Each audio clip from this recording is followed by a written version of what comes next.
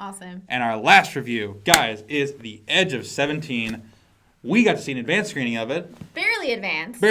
2 days in advance. But it's out today, so here's a little early review. Actually, not even early. This is a review that will be coming out on time. I guess, yeah. And we got to see the actress, Haley Lou Richardson.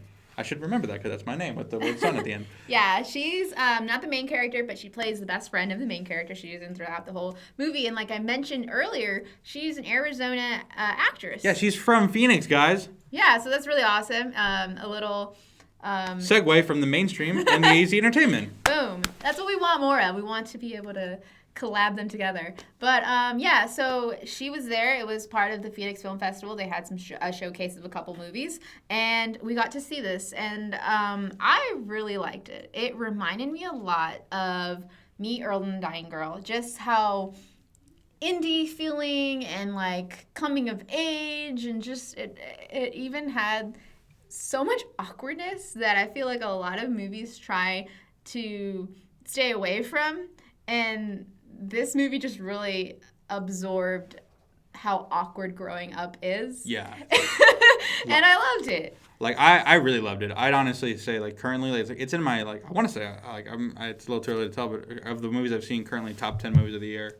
Like, it was so good, guys.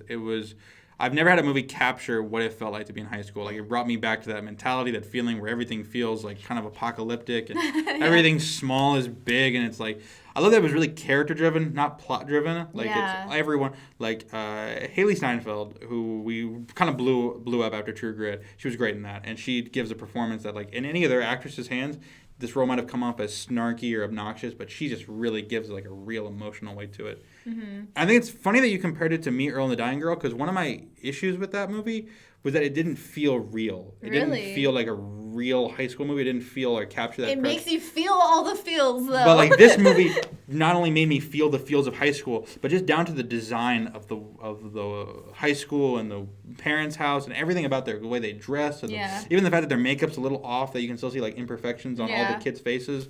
It felt real. Like this felt genuine. And it was genuine. It was hilarious, and it also it was kind of emotional at times. It was really like, that there's an end scene, end monologue that had me like kind of tearing up a little bit. Even in the beginning, I mean, one of the inciting incident is kind of an emotional scene. Yeah, the fact that we're that invested by that point in the movie really says something. That we'd only been on for like 5 minutes and we were already like so invested. Yeah, and then the teacher, Woody Harrelson. He does an amazing performance. He's the character that really brings the movie together. He's the guy that when you're growing up, you go to him for help. But surprisingly, he doesn't really seem to give a fuck. Yeah, he doesn't care. And let the record show, I want the world to know that she was the one who cursed on this episode, not me.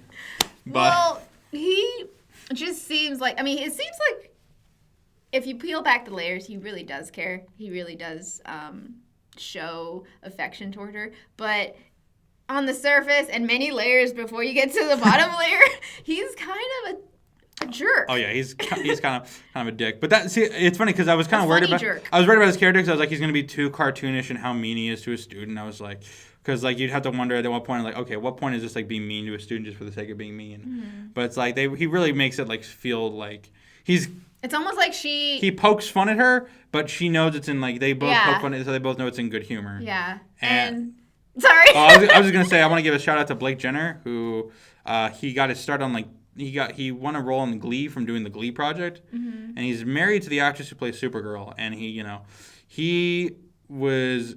This has been a really good year for him because he was in that movie Everybody Wants Some, which more people should see that because that movie was great, and this movie, and I feel like this is gonna do wonders for his career. Ideally, he's like my number one choice to play the Human Torch if Disney ever gets the rights to the Fantastic Four back. Mm-hmm. He's got that charm and that swagger and that charisma. Like I want to see more of him.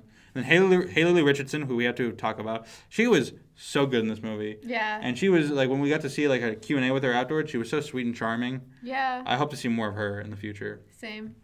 So Edge of 17, guys, you should definitely go check it out.